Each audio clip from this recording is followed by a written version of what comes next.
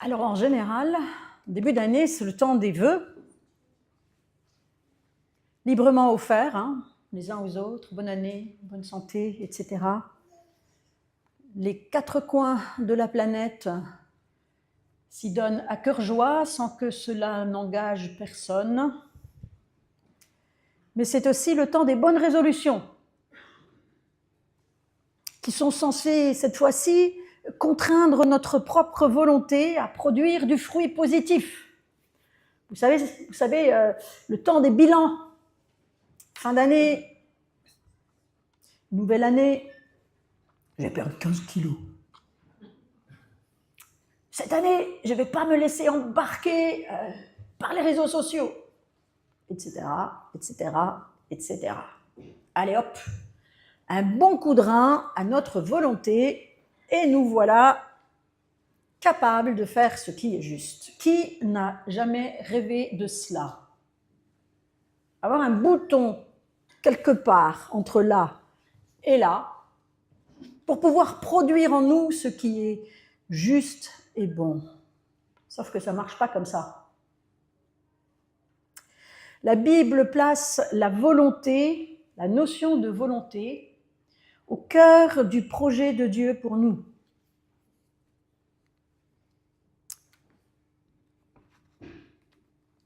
Celui-là seul qui fait la volonté de mon Père qui est dans les cieux entrera dans le royaume de Dieu, dit Jésus en Matthieu 7, 21.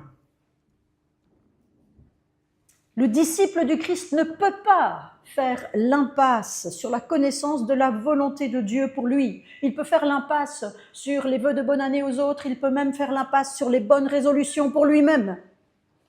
Mais il ne peut pas faire l'impasse sur la connaissance de la volonté de Dieu. Mais c'est quoi la volonté de Dieu? Comment la connaître? Et qui est-ce qu'elle concerne? Est-ce qu'elle concerne l'ensemble de l'humanité? Est-ce qu'elle me concerne? Est-ce qu'il y a un plan global, universel pour l'ensemble de l'humanité? Est-ce qu'il y a un plan particulier pour moi?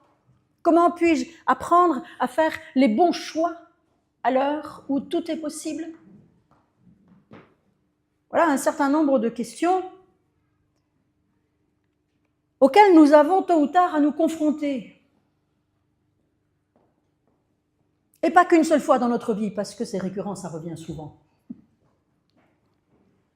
C'est un sujet d'autant plus essentiel que notre société évolue à une vitesse incroyable, à tel point qu'aujourd'hui, les sociologues parlent de société liquide. Vous avez déjà entendu cette expression? Nous vivons dans une société liquide, parce qu'un grand nombre de choses qui étaient stables il y a encore quelques décennies ne le sont plus. Ça bouge dans tous les sens. C'est l'un des plus grands changements sociétaux qui ont eu lieu au cours du XXe siècle.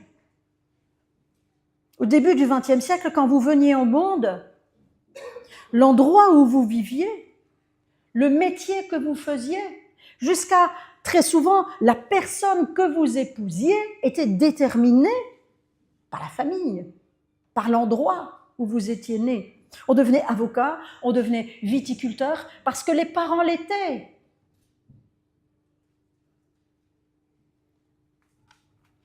Le conjoint était choisi dans les cercles immédiats. Cool. Les déplacements étaient rares. Et tout ça a volé en éclats au cours du XXe siècle. Et ça conduit à une société où toute notre vie devient le résultat des choix que nous opérons. Et pour une grande part, c'est positif. Je ne sais pas vous, mais moi, j'aurais peut-être pas apprécié me marier avec celui que mes parents avaient prévu pour moi. Il y a quelqu'un qui vient faire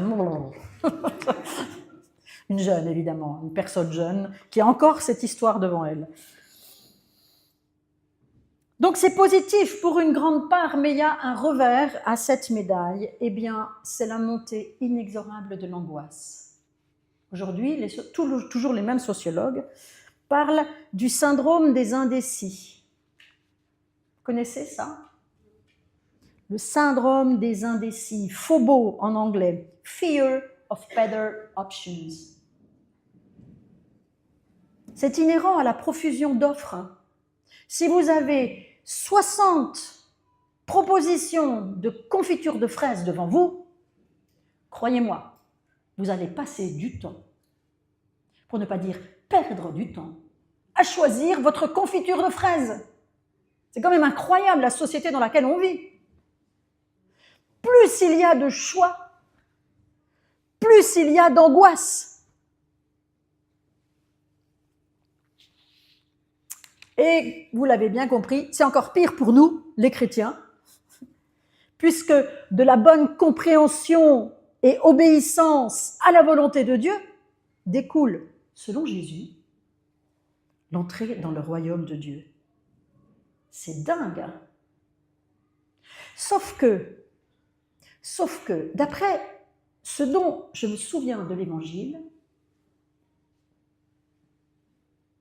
c'est la foi seule qui sauve. Il y a un bug là. Vous le sentez, le bug? Qu'est-ce qui me sauve? La connaissance de la volonté de Dieu et l'obéissance à la volonté de Dieu ou la foi? Je suis perdue là. Vous aussi? Super, c'est ce que je voulais produire. Mais oui. Il faut donc que je comprenne ce que Jésus dit quand il dit cela. Alors je vous propose un trajet en 3 dimanches. 3. Sur ce thème de la volonté de Dieu. On verra aujourd'hui ce que la Bible en dit. Qu'est-ce que c'est que cette volonté de Dieu dont Jésus me dit qu'il faut que je la connaisse, que j'y entre pour entrer dans le royaume de Dieu. Et puis, dimanche prochain, on continuera sur ce que la Bible ne dit pas concernant la volonté de Dieu et comment la surinterprétation ou la décontextualisation, pardon pour ces gros mots en début d'année, hein, mais vous verrez, je vous expliquerai au fur et à mesure, comment la surinterprétation ou la décontextualisation de certains versets produit un fruit amer d'angoisse et d'immaturité quant à cette question de la volonté de Dieu. Et puis le 3e dimanche, on fera un temps débat partagé, comme on aime les faire, autour de certains exercices sur des textes bibliques. Comment on comprend les textes bibliques? Comme ça, vous aurez quelques armes pour cette nouvelle année, pour pouvoir vivre pleinement, en toute sécurité intérieure, cette question de la volonté de Dieu, connaissant ce qui est de l'ordre de Dieu et ce qui est de votre liberté, de votre responsabilité personnelle. On y va? Vous n'avez pas le choix de toute façon, parce que moi j'y vais. Alors, en règle générale, quand on parle de la volonté de Dieu, on mentionne 3 sphères. Alors, est-ce que c'est la bonne diapo?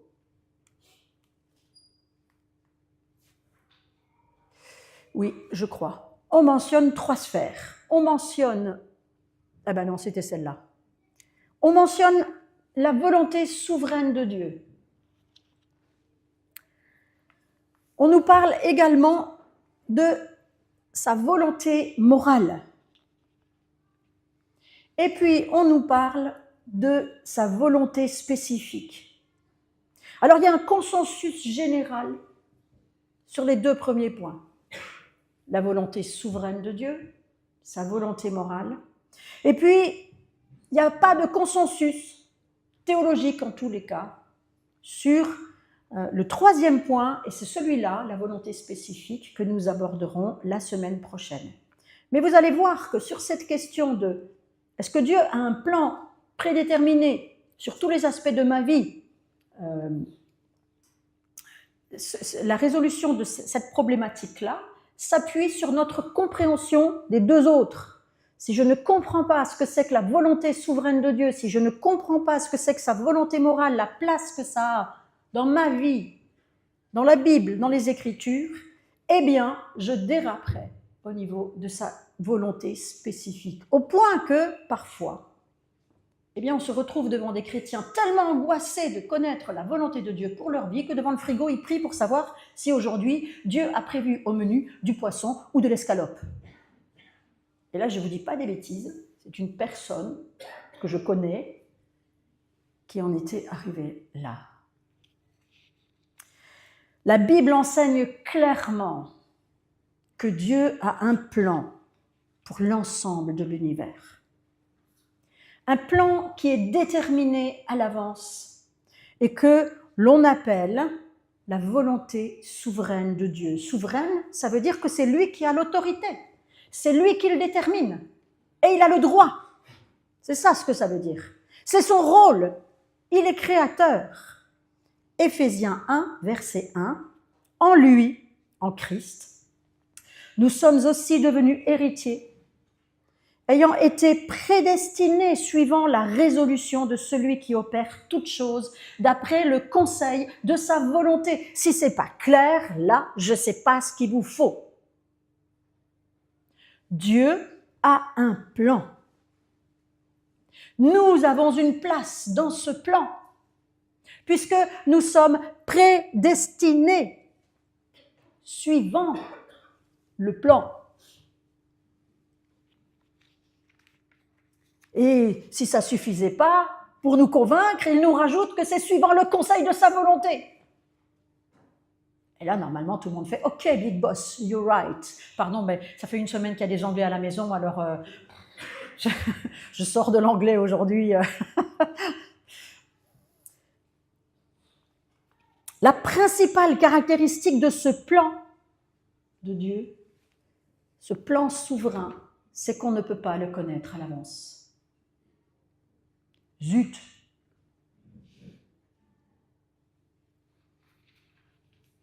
On en voit le tracé lorsqu'on regarde en arrière, parce que tout ce qui a été fait, réalisé, fait forcément partie de son plan,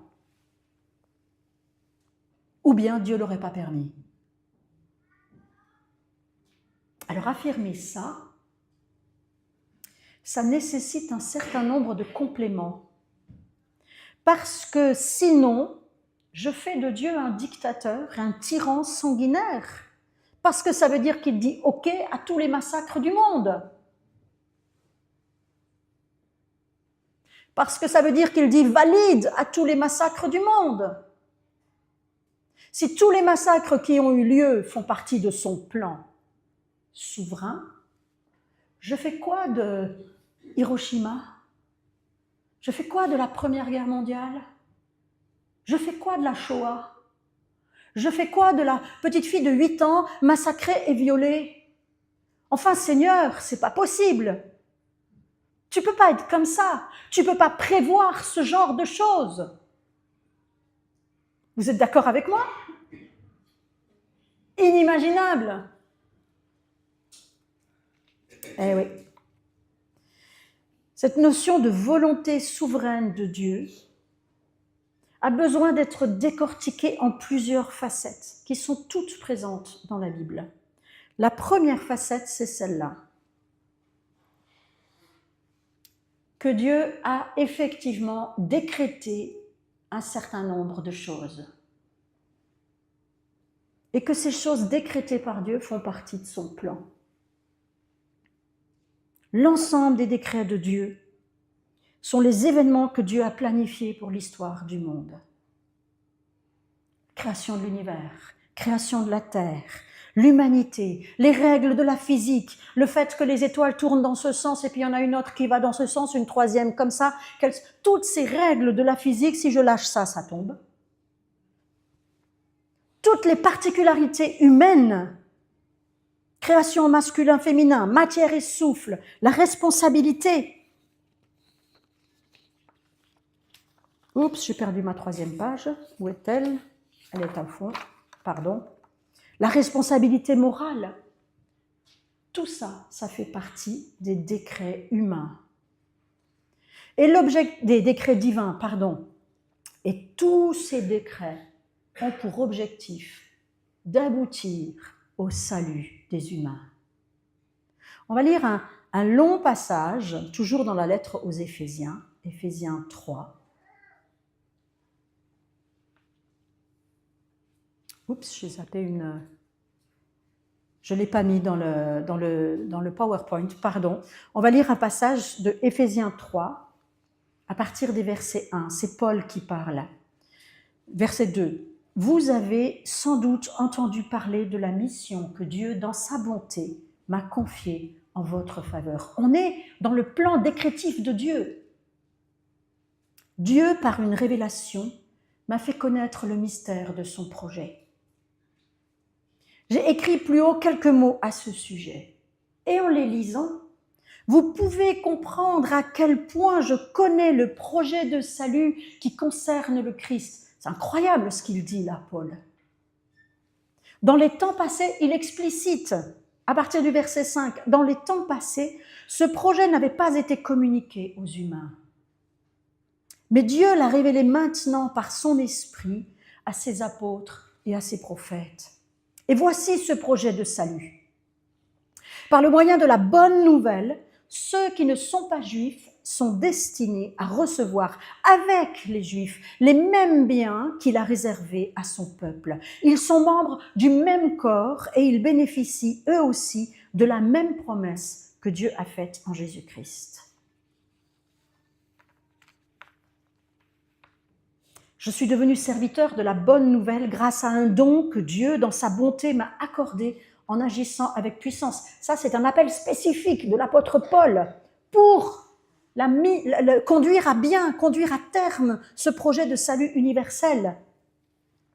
Je suis devenu serviteur de la bonne nouvelle grâce à un don que Dieu, dans sa bonté, m'a accordé en agissant avec puissance. À moi, le moindre de tous les croyants, Dieu a accordé cette grâce d'annoncer à ceux qui ne sont pas juifs la richesse infinie du Christ. Il m'a accordé de mettre en lumière pour tous les humains la façon dont Dieu réalise son projet de salut caché.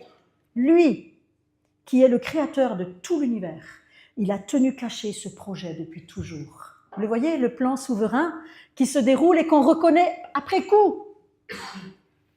Ainsi, maintenant, grâce à l'Église, alors ça c'est un verset que j'aime énormément. Écoutez bien, il parle de vous là, nous sommes l'Église. Ainsi, maintenant, grâce à l'Église, les autorités et les puissances dans les cieux connaissent la sagesse infiniment variée de Dieu. Et tout cela est conforme au projet éternel de Dieu qu'il a réalisé par Jésus-Christ, notre Seigneur. Les décrets, la volonté décrétive, législative de Dieu concernent le salut. Non pas les massacres, non pas la petite fille de 8 ans violée et abandonnée au coin d'un bois, mais le décret, le plan de salut à travers Jésus-Christ. À côté de cela, eh bien, nous trouvons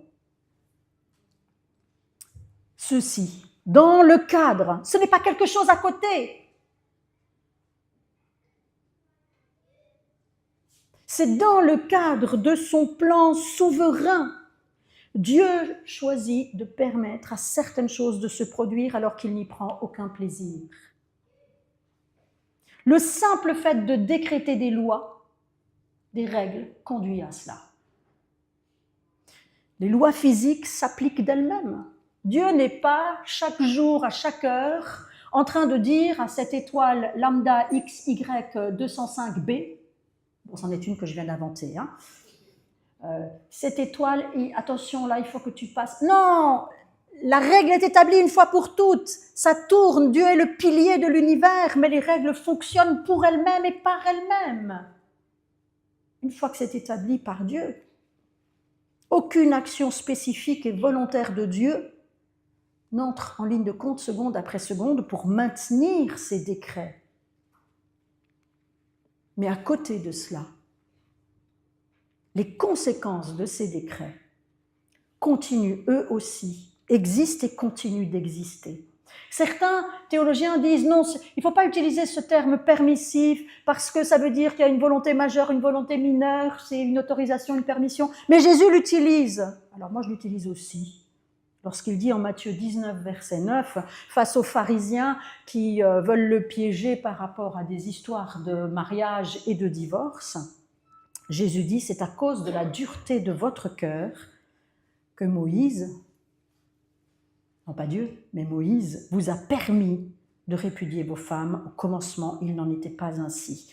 Dans le cadre de son plan parfait, dans le cadre de son décret, Dieu a créé des êtres spirituels, des humains dotés d'une volonté et de la capacité de prendre des décisions. Et parfois,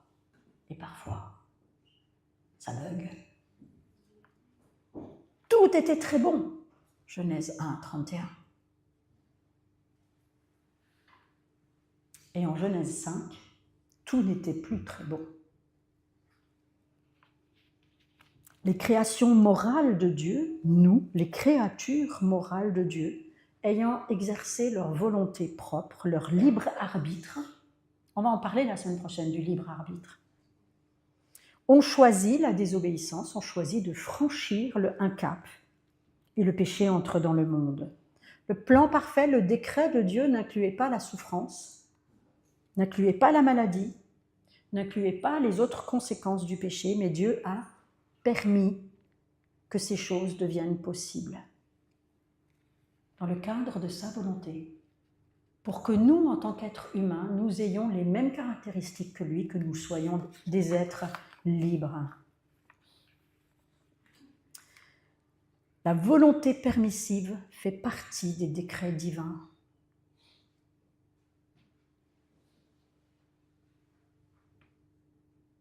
Romains 8, 28. C'est l'action de Dieu pour remédier à cela. Toute chose, que ça soit un décret, que ça soit une permission, toute chose contribue au bien de ceux qui aiment Dieu. Dieu utilise même les choses mauvaises, le mal, qui peut nous arriver pour faire aboutir son plan. Et c'est ainsi que la mort du Christ sur la croix est devenue le lieu de notre salut. C'est ainsi que la plupart d'entre nous, nous pouvons témoigner que telle chose mauvaise qui nous est arrivée a fait émerger du bien dans nos vies. Dieu ne transforme pas le mal en bien, je l'entends souvent ça, et c'est une hérésie. Le mal reste mal. Le mal restera toujours le mal et Dieu le combattra toujours, mais il le permet. Et lorsqu'il le permet dans notre vie, mettons notre confiance en Dieu, sa présence à nos côtés fera jaillir du bien à partir du mal qui nous est arrivé. À côté de ce volet décret-permission, il y a un autre aspect essentiel de la volonté de Dieu et qui est tout aussi présent dans la Bible que ce volet décret-permission. Cet aspect-là, il est fondamental pour notre vie de disciple. J'en parlerai aussi la semaine prochaine parce que trop souvent on oublie ce volet-là au profit de la recherche de la volonté spécifique de Dieu. Qu'est-ce que je dois faire? Est-ce que je dois déménager? Est-ce que je dois changer de travail? Est-ce que je dois? Cool. Occupons-nous d'abord de l'essentiel. L'essentiel, pour nous, c'est ça. La volonté morale de Dieu, qui est révélée dans toute la Bible. Ne vous conformez pas aux habitudes de ce monde, mais laissez Dieu vous transformer et vous donner une intelligence nouvelle.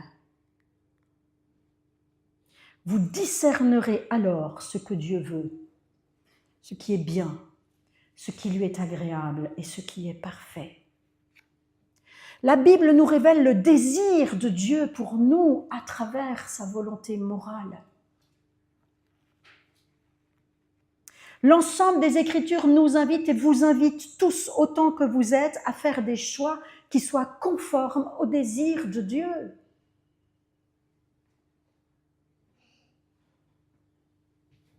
Les commandements que je te donne aujourd'hui, rappelle Moïse au peuple en Deutéronome 30. Les commandements que je te donne aujourd'hui ne sont ni trop difficiles ni au-dessus de tes capacités. Arrête de râler. Bon, ça, c'est pas dedans, hein, mais dans le bon français, nous, on aime bien râler, hein.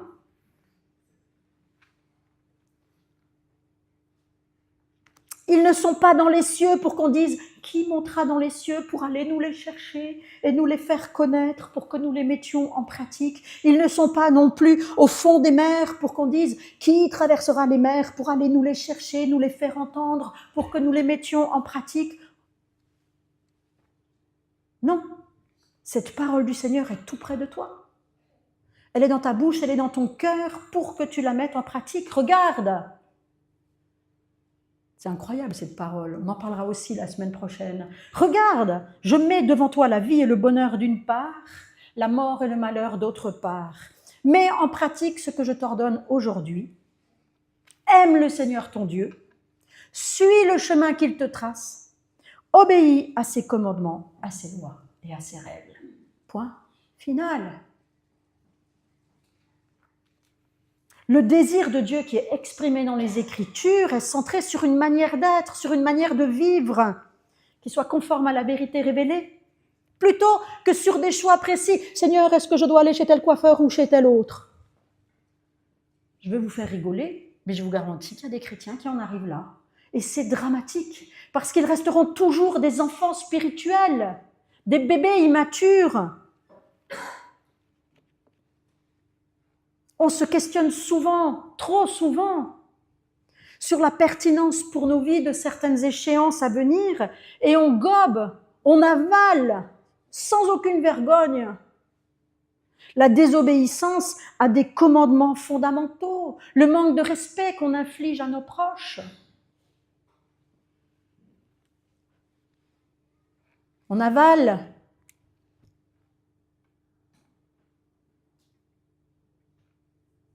ben oui, on avale des chameaux, mes frères et sœurs, tous autant que nous sommes. On avale des chameaux et on coule des moucherons.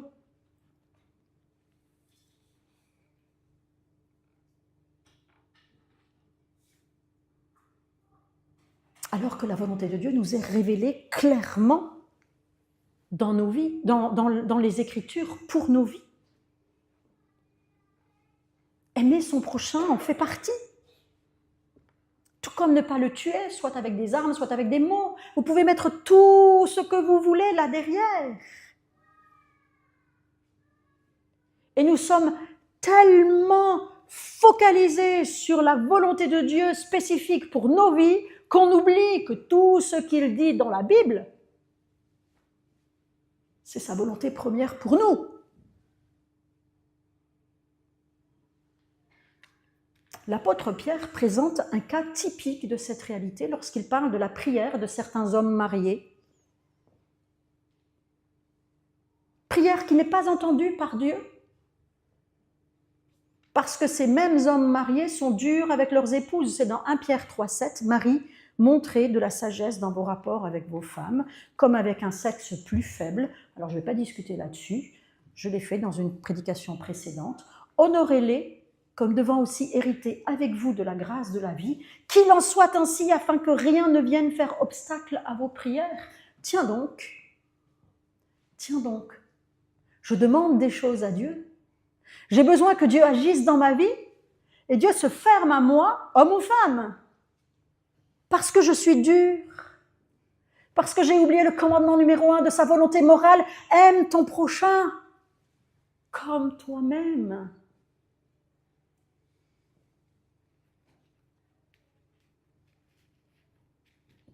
La volonté souveraine de Dieu nous est inaccessible, alors que la volonté morale de Dieu nous est parfaitement révélée. Il suffit pour ça de lire la Bible. Ce n'est pas un processus long et fastidieux, comme le dit Moïse en Deutéronome 30. Nous, les chrétiens, on se tarabuste parfois la tête. Au lieu de lire, de dire « Pardon Seigneur, parce que ça, je ne l'ai pas fait. » Ça, franchement, j'y arrive pas. Un tel, une telle, je le méprise tellement, tellement souvent. Je le traite tellement mal. Rendez grâce en toutes choses. Ça je l'ai choisi, ce verset-là, 1 Thessaloniciens, verset 17. Rendez grâce en toutes choses. Si je l'ai choisi, c'est parce que moi j'ai du mal. Rendez grâce en toutes choses, car c'est à votre égard.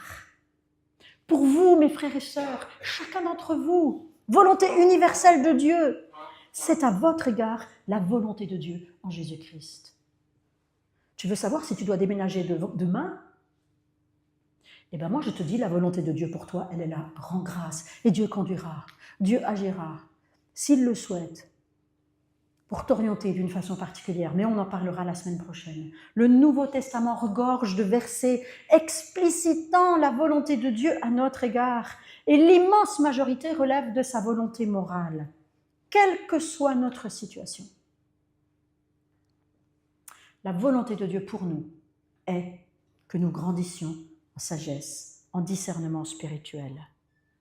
En 1 Corinthiens 7, l'apôtre Paul répond à des gens qui, après leur conversion, se demandaient si la volonté de Dieu pour eux était ceci ou cela.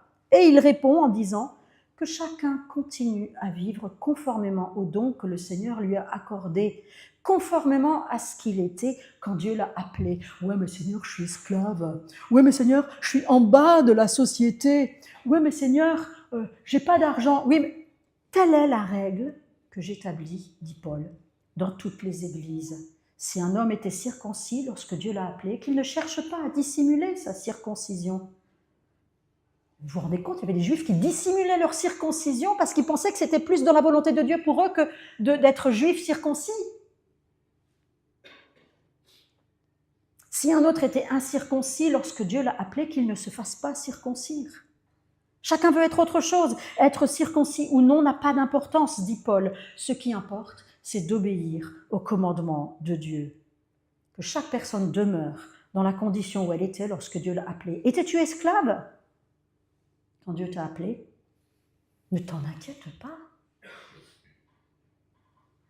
Ne t'en inquiète pas. Si une occasion se présente pour toi de devenir libre, profites-en, etc., etc. Où sont les chameaux dans cette histoire? L'un se demande s'il est appelé à quitter son travail pour servir le Seigneur dans l'évangélisation. Une autre, peut-être mère de famille se dit « Oh là là, si j'avais pas d'enfant, je pourrais servir le Seigneur. Je serais plus libre. » Et elle regrette ou il regrette ses engagements qui freinent son désir de vivre, un engagement spirituel. Et si tout ça, c'était pas dans la volonté de Dieu pour moi? Paul affirme que notre appel divin se construit dans le contexte de vie dans lequel nous sommes. C'est dans ce contexte-là que nous sommes appelés à faire briller la lumière du Christ, à être des Christophores. Vous savez que j'aime ce mot, Christophore, porteur du Christ là où je suis. Bien sûr, si tu peux devenir libre, si tu peux améliorer ta situation, dans le respect de la volonté morale, pour devenir libre, tu ne vas pas assassiner ton maître parce que tu n'as pas le droit de tuer quelqu'un selon la volonté morale de Dieu. On est d'accord? Mais si dans le cadre, tout en restant dans le cadre de la volonté morale de Dieu, tu peux améliorer ta situation, vas-y. Mais ne crois pas que tu pourras mieux servir Dieu après avoir réglé tel problème. Ta situation ne t'empêche pas de servir. Célibataire, marié, veuf, veuve, divorcé. Rien ne t'empêche. Tu es invité à servir Dieu et à obéir à sa loi morale telle que tu es. Ah, nous, on aimerait tellement que Dieu améliore nos situations si je connaissais ton plan et ta volonté. Non, stop! Tel que tu es. Le Nouveau Testament nous appelle principalement, et je dirais même ultimement, ça veut dire qu'il s'arrête là, à la foi en Jésus, à la repentance, à la sainteté. Dieu veut que tu sois saint là où tu es. Et ne te dis pas, j'aurais pas dû me marier. Ne te dis pas, j'aurais pas dû refuser cet homme, cette femme. Ne te dis pas, j'aurais dû prendre tel boulot à la place de tel autre. Dieu veut que tu brilles là où tu es, comme tu es. Pas la peine de déménager, pas la peine de divorcer, pas la peine de te marier. Toutes ces choses se construisent sur d'autres réalités, sur la notion de volonté spécifique dont nous parlerons la semaine prochaine. Nous sommes tous appelés à cela, et c'est à cela que Jésus fait référence lorsqu'il dit, comme je l'ai cité tout au début, « Celui-là seul qui fait la volonté de mon Père dans les cieux entrera dans le royaume de Dieu. » Si tu veux entrer dans le royaume de Dieu, mets ta foi en Jésus. Si tu veux entrer dans le royaume de Dieu, écoute les commandements divins qui te conduisent à faire ce qui est juste et bien. Comme l'apôtre Paul le dit dans Romains 12, verset 2, « Laissez Dieu vous transformer et vous donner une intelligence nouvelle. » C'est le sujet de la semaine prochaine. De quoi s'agit-il lorsque Paul nous invite à entrer dans cette intelligence nouvelle? La Bible nous propose 2 routes. Là, je fais un spoiler. La Bible nous propose 2 routes. L'écoute de l'esprit, très important dans le Nouveau Testament, et la voie de la sagesse. Alors, comment je fais, Seigneur, pour articuler ces 2 choses? La voie de la sagesse et l'écoute de l'esprit. Non pas une seule ou l'autre seule, mais les 2 ensemble, pour construire une compréhension juste de ma liberté, de ma responsabilité personnelle devant Dieu. Pour l'heure, je m'arrête là. Que la grâce du Seigneur ce matin, et je prie pour cela, vous fasse comprendre que tout ce qui nous est donné dans la Bible, dans le Nouveau Testament, est plus précieux pour nous que la recherche spécifique d'une volonté spécifique pour tel événement spécifique de nos vies. Je sais que pour certains chrétiens charismatiques, c'est quelque chose de difficile à entendre. Et même moi, charismatique, quand je l'ai entendu la première fois, j'ai été choquée. Parce que pour moi, il n'y avait que l'écoute de l'esprit. Saint-Esprit, je t'écoute et je ne ferai que ce que tu me dis de faire. Ouh là là, j'ai eu des problèmes à ce moment-là. Parce que cela voudrait dire mettre de côté mon intelligence. Et Dieu ne sursoit jamais à l'intelligence qu'il nous a donnée. Que le Seigneur vous bénisse, vous garde, et que vous sachiez faire mûrir toutes ces choses dans vos cœurs. Pour que cette année 2026 soit une année de croissance spirituelle, de maturité quant à la connaissance de la volonté de Dieu, mais aussi quant à la compréhension de ce que vous êtes appelés à décider avec Dieu, mais par vous-même et pour vous-même. Amen.